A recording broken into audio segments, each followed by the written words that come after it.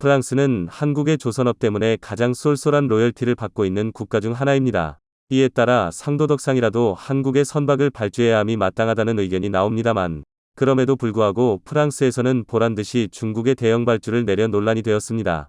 그것도 프랑스 마크롱 대통령이 중국까지 날아와 직접 발주를 하겠다고 밝힌 상황인 것입니다. 또한 한국 입장에서 황당한 것이 중국의 대형 발주를 한 것이 중국의 항공기 주문 때문이었습니다. 중국은 지금까지 거래하던 보잉의 주문을 안 하고 프랑스 에어버스 항공기 160대를 주문한 것이죠. 중국은 나름의 이유가 있었는데 미국이 반도체와 IRA 제재를 하니 이에 대한 반항이었습니다. 또한 프랑스도 중국과 경제협력을 가속화한 것이 미국의 호주 핵잠수함 뒤통수인 것도 있었습니다. 프랑스는 미국의 50조 원 잠수함 뒤통수를 막고 중국은 미국의 끊임없는 압박을 받고 있으니 둘이 손을 잡고 우리끼리 잘해보자는 그러한 빅딜이 성립된 것으로 파악이 되고 있습니다. 하지만 문제는 프랑스에서 그에 대한 절충무역 형식으로 대형 컨선 16척을 중국에 단독 발주했다는 겁니다. 이는 4조 원 규모인데 공교롭게도 프랑스가 한국에서 벌어간 LNG 화물창 로열티 금액과도 거의 일치합니다. 한국 조선업계는 LNG 화물창 기술을 가지고 있는 프랑스의 GTT에 지금까지 4터부터 5조 원가량을 헌납했습니다. 세계 LNG 대형 운반선 수주를 휩쓸던 한국의 빅3가 한 척을 건조할 때마다 프랑스 GTT에 100억 원의 로열티를 지불해왔다는 건 한국 조선업계에 해결해야 할 숙제나 다름없습니다. 그런데 그럼에도 불구하고 프랑스 마크롱 대통령은 중국과 밀월 관계를 가져가는 모습이 연출되었습니다. 하지만 이렇게 중국에 대량으로 컨선을 발주한 프랑스에 분명한 문제가 제기되고 있는 상황인데요. 중국에게 선물을 받았으니 보답으로 중국 컨선을 주문했지만 큰 문제가 따를 수 있다는 것입니다. 그리고 16대나 중국에 몰아줬는데 이것이 결국 프랑스의 큰 발목을 잡을 수 있다는데요. 이것은 미국과도 연결된 문제이기 때문에 프랑스는 엄청난 손해를 보게 된다는 의견도 나옵니다. 납품 기한, 미국의 제재, 그리고 최근 중국 컨테이너선과 선박에 잇따른 사고 소식을 순서대로 살펴봐야 하는데요. 우선 첫 번째로 프랑스는 중국의 컨테이너선을 발주했다가 번번이 납기 지연을 맞은 바 있습니다. 2020년이었죠. 당시 조선업계의 큰 뉴스는 프랑스가 LNG 추진 컨선을 발주했다가 크게 지연된 것이었습니다. 한국 컨선은 자신들보다 8개월이나 늦게 수주받았지만 오히려 중국보다 빠르게 컨선을 고객에 인도했으나 프랑스는 중국에서 아직도 배가 건조되지 않아서 발만 동동 구르고 있는 상황이 펼쳐진 것입니다. 프랑스의 CMA CGM은 2017년 8월에 중국에 발주를 했으나 만기 후 9개월째 소식이 없었던 것이죠. 따라서 프랑스는 누구보다도 고질적인 중국 선박의 납기 지연 문제를 알고 있는 국가입니다만 정치적인 결정으로 인해서 한국을 제외하고 중국에 올인한 안타까운 모습을 보여준 것입니다. 이러한 납기 지연은 중국의 빈번한 문제이기도 하며 결정적으로 LNG 추진선의 퀄리티가 문제가 되죠. 실제 앞으로 문제는 미국의 반도체 제재로 인해 중국이 첨단 반도체를 받지 못한다는 것입니다. 반도체와 선박이 무슨 상관이겠느냐 하겠습니다만 앞으로는 스마트 친환경 선박이 대세가 됩니다. 각종 환경 규제를 준수해야 하며 여러가지 항법 장치 등이 최첨단으로 세팅된 선박이 대세를 이루게 되는데 이에 한국은 IMO 규격에 맞는 친환경 선박과 각종 첨단 기능을 탑재한 선박을 납품하고 있는 추세입니다. 그런데 미국의 제재로 인해서 반도체 제한이 생기면 다양한 최신 기능이 선박에 탑재될 수가 없습니다. 몇 년 뒤 프랑스는 한국 선박에 비해서 크게 접단 기능이 뒤떨어진 선박을 인도받게 될 가능성이 높습니다. 물론 한국의 도크가 3년간이나 거의 풀로 예약되어 중국보다 인도가 늦어질 수 있다는 점이 있긴 하지만 업계에서는 결정적으로 최근 중국 조선소의 문제가 오히려 대량화와 부실화에 있다고 지적합니다. 한국에 밀린 물량을 중국에서 전부 소화하려다 보니 대량의 조선소에서 부실하게 건조될 수 있다는 겁니다. 실제 최근의 싱가포르 화물선 사고는 중국 선박의 품질에 대해서 의심할 수밖에 없는 상황이었는데요. 이코노미 넥스트 등 스리랑카 언론과 외신에 따르면 인도 서부 하지라를 출항, 스리랑카 콜롬보를 거쳐 싱가포르로 향하던 컨테이너선 MV 엑스프레스 펄의 선원들이 전날 스리랑카 서부 해역에서 현지 해군 등에 의해 구조됐습니다. MV 엑스프레스 펄호는 싱가포르 선적의 선박으로 1,486개의 컨테이너를 실은 상태였습니다. 이 화물에는 질산 EOT 등 화학제품과 화장품도 포함된 것으로 알려졌습니다. 이후 해군 선박 등이 투입돼 진화해 나가던 상태로 알려졌으나 전날 내부 폭발 등이 발생하면서 불길이 걷잡을 수 없는 상태가 됐습니다. 아무래도 질산등이 포함되어 더욱 사태가 막화된 것으로 보입니다. 이에 해군 선박과 공군 헬기 등은 곧바로 선원들을 긴급 구조한 상황이 펼쳐졌습니다. 화재 인도도 진화와 해만 기름 유출 경비대 방지 선박과 등 수습 항공기 작업 등을 지원해 파견해 나섰고 네덜란드와 벨기에에서 온 전문가들도 화재 선박의 상태를 점검 중인 것으로 알려졌습니다. 그런데 이 배의 불이 쉽게 꺼지지 않는 상황이 지속적으로 전개된 것입니다. 뉴스퍼스트 등 스리랑카 언론과 외신에 따르면 불이 나고 일주일이 지나도 불이 꺼지지 않았던 것입니다. 여러 대의 선박이 둘러싸 해당 컨테이너선에 물대포를 쏘고 있고 헬기 등은 공중에서 연소 억제제를 뿌렸습니다. 여기서 그럼 이 배에서 왜 화재가 발생했는가에 대한 궁금증이 생기는데요. 현지 언론 뉴스퍼스트에 따르면 화재 원인은 아직 정확하게 밝혀지지 않았는데, 다만 뉴스퍼스트는 선사 측 관계자를 인용해 MBX 프레스퍼로가 인도 서부 아라비아해를 지날 때 일부 화학물질의 포장 부실로 유출이 발생했다는 점을 선원이 발견했다고 보도했습니다. 선원들은 이후 인근 인도와 카타르의 항구에 해당 화물의 하역을 요청했지만 거절당했던 것입니다. 본래 이러한 화학물질을 항구에 쌓아둘 수는 없습니다. 자칫 큰 위험으로 발전될 수 있기 때문인데요. 작년 8월 레바논 베이루트의 질산 알모늄 폭발 사건도 화학물질 창고에서 발생한 것이라서 여러 나라에서 거부를 했으며 결국엔 선박에서 위험물질의 화재가 발생했던 것으로 보이고 있습니다. 하지만 중국 컨테이너선도 화재 발생 시 조기에 발견하고 대체할 만한 장치가 없던 것으로 보입니다. 애초에 선박에서는 화재 위험을 감지하면서 적절한 대처가 가능한 시스템이 지원되어야 하는 것이지만 중국 선박에는 이와 관련한 방지 시스템도 없었고 또한 내구성도 다소 의문이 제기된 것으로도 보입니다. 왜냐하면 결국 이 선박이 침몰하기 시작한 것인데요. 컨테이너선의 화재를 잡기 위해서 다양한 선박들이 계속해서 많은 양의 물을 퍼부었는데 그 과정 가운데 배의 내구성이 약해져 침몰한 것으로 보이기 때문입니다. 네덜란드, 인도 등의 다국적 선박은 각고의 노력 끝에 결국에는 화재 진압을 성공했지만 그동안에 배가 약해져 버려 침몰로 연결되어 버린 상황인 것입니다. 결국 침몰하는 과정에 컨테이너선 내부에 있던 각종 물질과 플라스틱이 계속 유출되는 상황이 나왔고 배에 실려있는 연료가 바다에 유출되면서 스리랑카의 해변이 크게 오염되기 시작한 것입니다. 관계자들은 보통 이런 경우에 선체 파손으로 인해서 침몰까지 가는 경우는 거의 없다고 파악했기 때문에 선미부터 가라앉기 시작한 MBX 프레스퍼로를 보고 스리랑카 당국이 초비상에 빠졌다고 전하고 있습니다. 스리랑카 당국은 이 선박 화재의 진압에 성공한 뒤 선체 손상은 경미한 걸로 보고 예인하려고 준비했기 때문입니다. 그렇지만 막상 예인하려고 했던 선박이 생각보다 데미지가 상당했던 것으로 알려지고 있는 것입니다. 일각에서는 중국 건조 선박의 내구성이 생각보다 취약해 이런 문제로 연결된 게 아닌가 하는 의견도 나옵니다. 결국 스리랑카 정부가 자국 영해에서 발생한 컨테이너선 MBX 프레스퍼로의 화재와 관련해 환경오염을 이유로 해당 선박의 선주 등을 고소하기로 결정했습니다. 스리랑카 해양보호국장은 이번 사고는 스리랑카가 겪은 해양오염 가운데 최악이라고 생각한다 고 말했습니다. 그는 화재가 계속되면서 많은 컨테이너가 바다로 떨어졌고 또 컨테이너에 실렸던 플라스틱 알갱이 여러 티도 바다로 쏟아져 인근 해변에는 타다 남은 컨테이너 잔해와 엄청난 양의 플라스틱 알갱이가 밀려든 것으로 알려졌습니다. 또 컨테이너선 화재는 관광과 어업으로 유명한 인근 어촌 경제에도 심각한 타격을 줬습니다. 이런 가운데 한국의 현대중공업은 최근 AI 기반의 화재 감지 시스템을 개발해 성공해 선박에 탑재했습니다.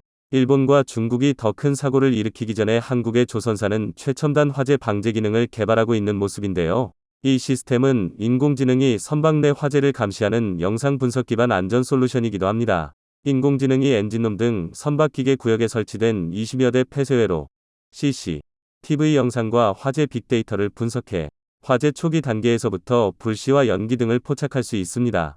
현대중공업그룹은 향후 선박 전제로 확대 적용해 안전관리를 강화해 나갈 예정입니다. 특히 이 시스템은 인공지능이 스스로 데이터를 쌓으며 학습하는 딥러닝 기술을 적용해 일반 카메라 영상으로도 기존 화재 감지 센서에서 빈번한 오경보 가능성 등을 원천 제거할 수 있도록 정밀도를 높였습니다. 또 화재 인식까지 2분가량 소요되던 기존 센서와 달리 화재 징후를 즉각적으로 담지할 수 있습니다.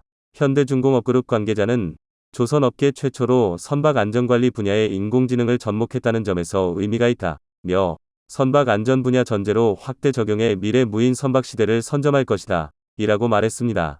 하지만 프랑스 입장에서는 이러한 기회를 결국 중국의 컨선을 발주해서 날린다는 말도 나오는 것이죠. AI는 특히나 최첨단 반도체가 적용되기 때문에 미국이 중국을 완전히 들어맞고 있는 국면입니다. 또한 이것이 납기 지연은 물론이고 자칫 해양사고를 비롯해서 다양한 문제를 일으킬 것으로도 관측됩니다. 유럽에서는 친환경을 강조하는데 프랑스가 앞장서서 중국의 선박을 이용하면 그것도 의문인데다가 이는 중국의 1대1로 프로그램의 일환이기 때문에 이 역시 유럽 내에서 논란이 될 것으로 보입니다. 독일, 이탈리아 등도 서서히 탈중국으로 고려하는데 프랑스가 역행한다는 지적을 받고 있는 것입니다. 이와 같이 프랑스는 한국 대신 중국에 발주했다가 다양한 어려움을 겪을 것으로 관측되고 있습니다. 한국 조선업계가 드디어 흑자 전환을 이루어냈다는 기쁜 소식이 들려왔습니다. 세계적인 요구에 따른 고부가치 선박 기술에서도 한국이 선두를 달리며 앞으로 승승장구할 일만 남아 보였는데요. 한국을 잡기 위해 중국과 일본이 손을 잡고 음모를 꾸미고 있다는 충격적인 소식이 들려왔습니다. 덕분에 침체기를 벗어난 지 얼마나 됐다고 한국 조선 위기설이 다시 불거지고 있는데요. 한국은 이러한 사태를 이미 예측하고 있었기에 한국 조선 산업 구조를 진화시켜 모략을 정면으로 돌파하려 하고 있다고 합니다. 과연 2위와 3위의 음모에 맞서 세계 1위의 자리를 지켜낼 수 있을 것인지, 적자에 시달리던 한국 조선이 드디어 흑자 전환에 돌입했다는 희소식이 들려왔습니다. 현대중공업의 조선 지주사이자 세계 1위 조선기업인 한국조선의 양이 1년 만에 흑자 전환에 성공했습니다. 한국조선의 양은 올해 3분기 영업이익이 1,880억 원으로 지난해보다 33.2% 증가한 것으로 확인됐습니다. 매출은 4조 2,644억 원으로 작년 대비 19.9% 증가하고 순이익은 3,159억 원으로 65% 늘어났습니다. 한국조선해양 측은 내조선업 슈퍼사이클의 수주가 크게 늘었고 올 3분기부터 실적에 반영됐다며 원가 절감, 공정 효율화, 환율 상승 등이 흑자 전환을 이끌었다고 설명했습니다. 현대중공업과 현대미포조선 역시 1분기 만에 흑자 전환에 성공했습니다. 수익성이 높은 액화천연가스, LNG, 운반선 수주 증가와 고환율, 원화가치 하락 효과로 한국 조선업계의 전체의 매출이 급증하며 흑자 전환을 이루어낼 수 있었던 건데요. 세계 경제 위기의 원인인 우크라이나 전쟁이 오히려 한국 조선업계에는 호재로 작용됐습니다. 전쟁으로 인해 러시아 천연가스 수입이 막힌 유럽 국가들이 새로운 천연가스 공급처를 찾기 시작했고, 이에 따라 LNG 선 수요가 폭증하면서 선박 가격이 역대 최고치를 달성했었습니다. 거기에 러시아가 유럽으로 향하는 최대 규모의 가스관인 노드스트림을 자신들의 손으로 파괴해버려 LNG 선 수요는 수년간 지속적으로 증가할 것으로 예측되고 있습니다. 한국조선해양 3사는 지난달 총 92척의 LNG선을 수주했고, 같은 기간 삼성중공업도 79척에 달하는 LNG선을 수주했었습니다. 전 세계 LNG선의 80터부터 90%를 한국에서 수주하며 사실상 한국이 시장을 독점하고 있다고 해도 과언이 아닌 상황입니다. 그런데 한국 조선업계의 갑작스러운 부활은 환경규제 정책 덕분이라고 엄경화 연구위원은 설명했습니다. 조선업종 애널리스트 엄경화 연구위원은 한국이 중국을 제치고 조선 점유율을 높일 수 있었던 것은 전 세계적인 탈탄소 정책 기조 덕분이었다고 설명했습니다. 과거 해운업계는 배에 최대한 적게 투자해서 이익을 취하는 게 최선이었는데요. 이 때문에 싼 인건비로 저렴한 가격을 앞세운 중국 조선사들이 세계 선박 수주를 모두 쓸어가 버리며 세계 1위의 자리를 빼앗겼었습니다. 그런데 각국에서 탈탄소 정책을 필두로 한 환경규제가 본격화되면서 상황이 달라지게 됐는데요. 선박이 배출하는 공해물질의 양에 따라 입항할 수 있는 항구가 제한되는 사태가 발생한 것입니다. 이 때문에 초기 투자 비용이 높더라도 공해물질 배출량을 줄여 영업 비용이 적게 드는 선박에 대한 수요가 폭증했습니다. 그리고 한국 조선업의 특기인 LNG선이 친환경 선박으로 부상하게 되면서 다시금 중국을 제치고 세계 1위의 자리를 탈환하는 데 성공할 수 있었습니다. LNG선은 이중 연료 체계를 통해 일반 선박보다 훨씬 친환경적인 선박이라고 할 수 있습니다. 천연가스를 수송할 때 어쩔 수 없이 5% 정도의 가스가 셀 수밖에 없는데 이 새는 가스를 잡아서 선박의 연료로 사용하는 기술이 개발되어 덕분에 LNG선이 기존 선박보다 공해물질 배출량이 훨씬 적어지면서 친환경 선박으로 각광받게 되었습니다. 그리고 대한민국이 이러한 기술에 있어 선두를 달리고 있었기에 한국으로의 주문이 폭주하고 있습니다. 이러한 이중연료 체계를 갖춘 선박의 수주 비율이 한국이 작년이 70%, 올해가 80%에 달하는 반면 중국은 작년에 20%밖에 되지 않았었고, 올해도 한참 못 미치는 50%에 지나지 않은 것으로 나타났습니다. 특히 내년부터 친환경 규제가 본격화되면서 한국으로 LNG선 주문은 끝을 모르고 밀려들고만 있습니다. 엄경화 연구위원은 이를 통해 선박 건조 도크가 쉬지 않고 돌아가고 있어 한국 조선의 적자 문제는 올해가 마지막이 될 것이라고 장담했는데요. 정말로 올해 3분기 한국 조선사들이 흑자 전환에 성공했다는 소식이 들려왔습니다. 그리고 이 기세가 끊기지 않고 이어나가며 2위인 중국과 초격차를 확보하기 위해 한국 정부는 한국 조선업 전반의 체질 개선 작업에 나섰습니다. 이창량 산업장관은 제11차 비상경제민생회의에서 조선산업이 반도체 산업을 능가하는 캐시카우, 수익 창출원가 될 것으로 본다. 거의 전세계 시장을 압도하는 친환경 선박의 국산 기자재 탑재율을 60%부터 80% 수준에서 앞으로 90% 수준으로 크게 높여나가겠다고 밝혔습니다. 또한 추경호 기획재정부 장관은 조선산업의 경쟁력을 강화하기 위해 고용구조를 개선하겠다고 밝혔는데요. 조선업에서 중국, 일본과 기술 경쟁이 치열해지고 내부적으로는 원 하청 이중구조가 지속하는 등 구조적 문제도 있다. 경쟁력 확보와 고용구조 개선을 병행 추진하고자 한다고 말했습니다. 그러면서 외국 인력을 적극 활용하고 내국인 생산인력도 연간 3천여 명 이상 추가 양성할 것이다. 특별 연장 근로 가용 기간도 연간 90일에서 180일로 한시 확대하겠다고 예고했습니다. 가장 큰 적정거리였던 인력난 문제도 해결될 것으로 보여 별다른 문제가 없다면 한국 조선업은 당분간 순항할 것으로 예측되고 있었는데요.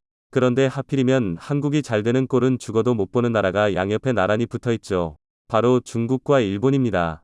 중국과 한국, 한국과 일본보다 사이가 좋지 않은 두 국가이지만 한 목소리를 내며 공동전선을 펼치고 있는 분야가 있으니 다름 아닌 선박에 대한 글로벌 환경 규제입니다. 유엔산하 국제회사기구에 의해 2024년부터 온실가스 배출량이 높은 연료를 사용하는 선박에 대해 부담금이 매겨지게 될 예정인데요.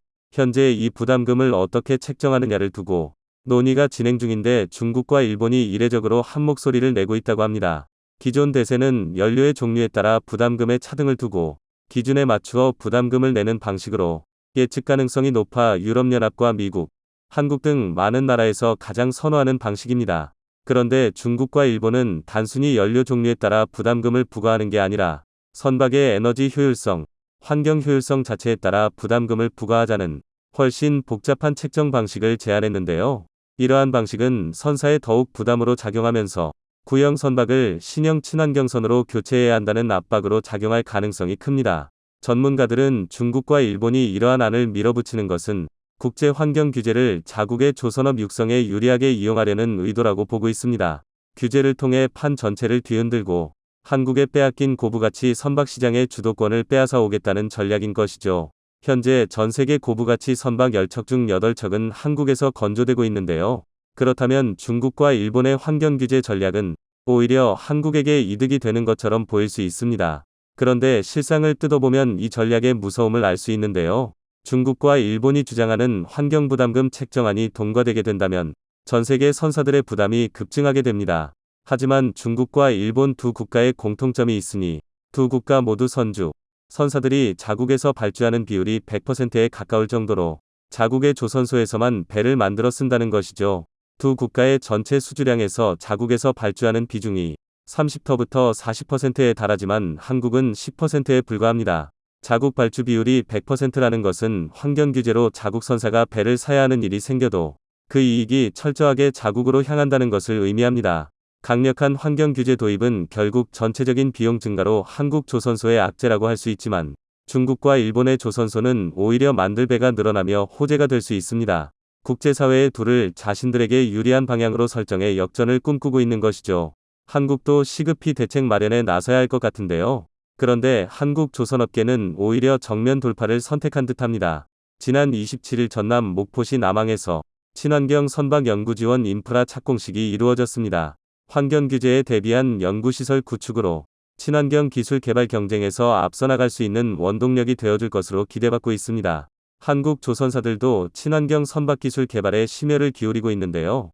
대우조선해양은 최근 유럽에서 열린 친환경 선박 기술 컨퍼런스에서 친환경 장비인 축발전기, SG와 공기윤활 시스템, ALS 조합에 대한 성능 검증 결과를 발표했습니다. 이를 통해 기존 선박 대비 5%의 연료 절감 효과를 거둘 수 있으며 축발전기를 통해 공해물질 배출량도 대폭 줄이는 게 가능합니다. 삼성중공업은 차세대 연료로 주목받고 있는 암모니아 연료 추진선 개발에 나섰는데요. 지난 6월 미국 성급으로부터 암모니아 연료 추진 대형 컨테이너선 설계에 대한 기본 인증 AIP을 획득했고 지난달에는 한국성급 KR에서도 암모니아 운송 추진 가스 운반선 VLGC에 대한 개념 설계 기술을 인증받았습니다. 한국조선해양과 현대중공업도 지난해 업계 최초로 친환경 암모니아 연료 공급 시스템에 대한 개념 설계 인증을 획득했으며 대우조선해 양도 영국과 프랑스 선급으로부터 암모니아 이중 연료 초대형 유조선 VLCC/과 암모니아 전용 운반선에 대한 기본 인증을 받았습니다. 이처럼 한국은 규제로 인해 전 세계에서 발생할 친환경 선박에 대한 수요를 압도적인 기술 격차를 통해 선점해내겠다는 의지를 밝히고 있습니다.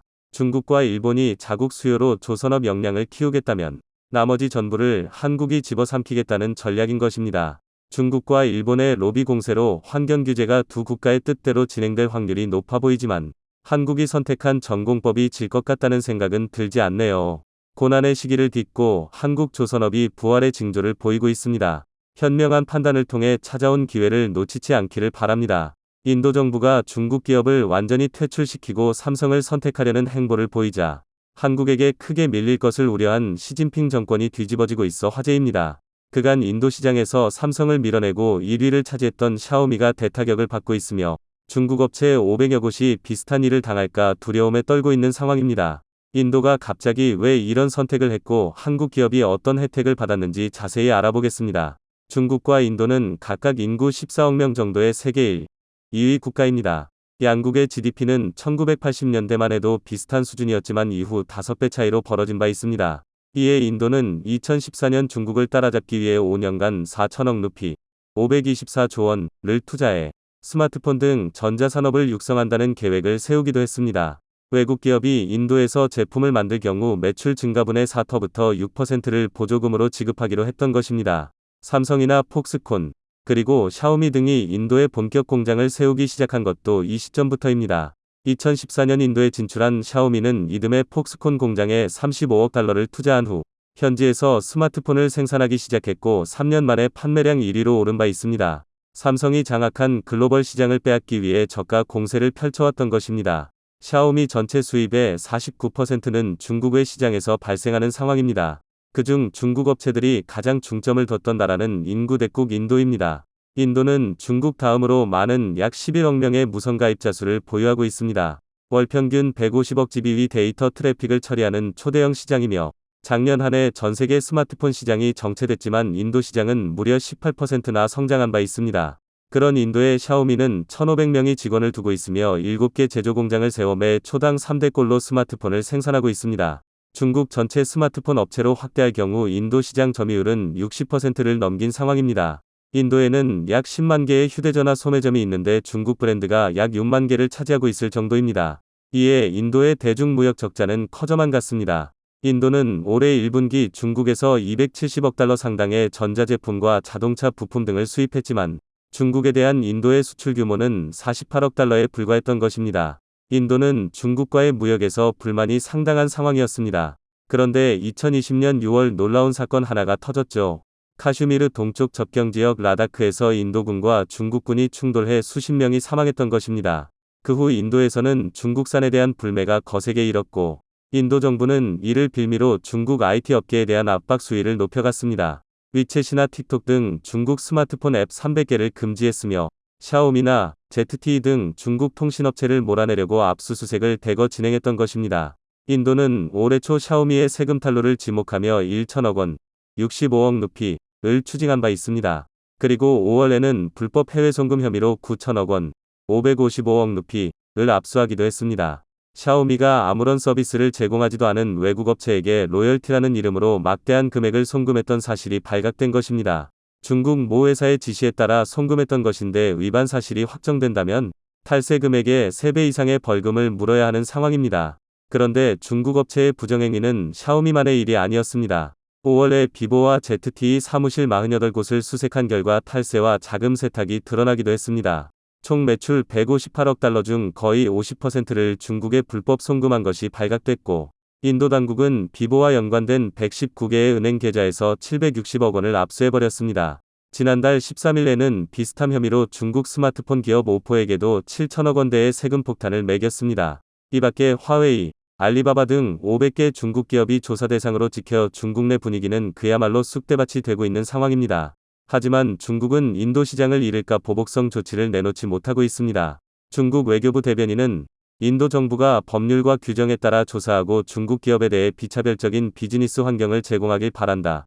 고 언급했을 뿐입니다. 하지만 중국 업체의 이미지는 세계 여러 나라에서 갈수록 나빠지고 있습니다. 최근에는 샤오미가 보증기간 내 휴대전화 결함 수리를 거부했다는 이유로 이탈리아 당국으로부터 수십억 원대 과징금을 부과받기도 했습니다. 결국 버티다 못한 중국 업체 중 일부는 인도에서 철수 선언을 한 곳도 나타나고 있습니다. 7월 중국 스마트폰 제조업체 아너가 인도 철수를 결정했는데, 아너는 화웨이 그룹이 운영하던 중저가 스마트폰 브랜드를 판매했던 업체입니다. 이런 와중에 인도는 중국 업체를 몰아내기 위해 특단의 대책까지 내놓은 상태입니다. 지난 8일 블룸버그 등 외신들은 인도 정부가 중국을 겨냥해 $150, 20만원 미만의 스마트폰 판매를 금지하려 한다는 보도를 긴급 뉴스로 타진한 바 있습니다. 이 정책이 시행되면 샤오미, 리얼미, 오포 등 중국 업체들이 대타격을 입는 것입니다. 인도 전체 스마트폰 시장에서 저가형이 차지하는 비중은 33%로 이 중 중국산이 80%를 장악하고 있었기 때문입니다. 최근에도 샤오미는 18만원대 폰을 출시하며 인도 시장을 노리려 했습니다. 하지만 인도의 조치로 샤오미의 전체 스마트폰 출하량은 연간 14% 정도 감소가 전망되고 있습니다. 해당 소식은 신화파이낸스 등 중국 언론을 통해서도 대서특필되며 큰 충격을 나타내고 있습니다. 최근 1년간 샤오미의 주가는 거의 3분의 1 토막이 난 것도 이와 무관하지 않다는 분석입니다. 반면 대다수 모델 가격이 $150를 넘긴 삼성폰은 영향을 거의 받지 않는 것으로 나타났습니다. 인도 내 삼성전자폰의 평균 판매 가격은 $250를 기록하며 상위 5개 브랜드 중 최상위에 올라 있습니다. 이는 삼성전자 5G 스마트폰 판매가 늘어난 것도 이유입니다. 인도의 스마트폰 ASP 평균 판매 가격은 지난해 4분기 이후 꾸준히 상승해 2분기 $213로 올라선 상황입니다. 이미 인도 사람들도 중국산 초저가폰 구입을 꺼리는 분위기가 형성되고 있습니다. 중국폰에 대한 저질 품질을 확인한 것도 구입을 꺼리게 만들었다는 분석입니다. 2분기 인도에서 샤오미 점유율은 무려 9%나 떨어진 19%를 기록했고, 삼성은 1%포인트 올라 근소한 차이를 보이고 있습니다. 삼성전자가 인도에서 670만 대를 팔동한 샤오미는 700만 대 정도를 판매했던 것입니다. 삼성은 중저가 모델과 갤럭시 S22 시리즈 등 프리미엄 폰 모두에서 호실적을 거둔 것으로 나타났습니다. 그런데 특이한 점은 전년 동기 대비 163%나 증가한 5G 폰 시장의 확대입니다. 올 2분기 인도의 5G 폰 판매 비중은 전체 스마트폰의 29%를 차지했습니다.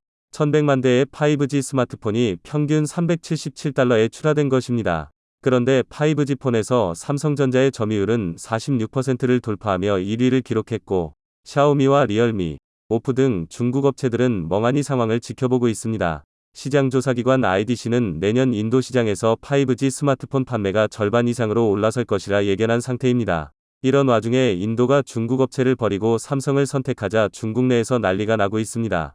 인도 2위 통신업자 에어텔이 삼성전자 5G 장비를 채택했기 때문입니다. 1995년 설립된 에어텔그룹은 전세계 무선가입자 약 4억 9천만 명을 보유하고 있습니다. 세계 4위 업체로 17개국의 유무선 통신 서비스를 제공하고 있기에 삼성은 에어텔을 매개로 타 지역으로 영역을 넓힐 수 있을 것으로 기대하고 있습니다. 에어텔 CEO는 우리는 인도의 5G 혁신을 주도할 준비가 됐다며 삼성전자의 초고속 서비스 역량을 활용해 함께할 것이라 밝히기도 했습니다. 기존 에어텔에 통신 장비를 제공했던 업체는 중국 화웨이와 ZTE였습니다.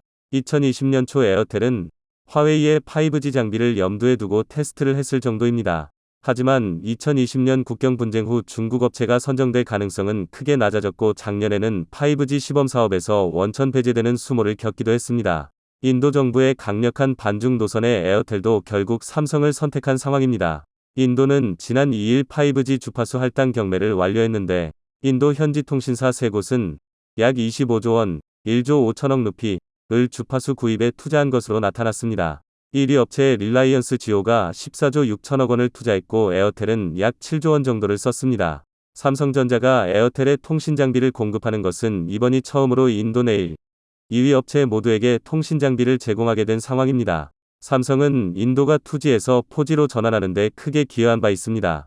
2016년에는 인도 1위 통신업자 릴라이언스 지오와 손잡고 4G 장비를 공급했죠. 결국 삼성의 기술력으로 4G 사용자 수는 7억 9천만 명을 달성하기도 했습니다. 릴라이언스 지오 또한 5G에 있어서 삼성과의 협업을 추진하는 상황입니다.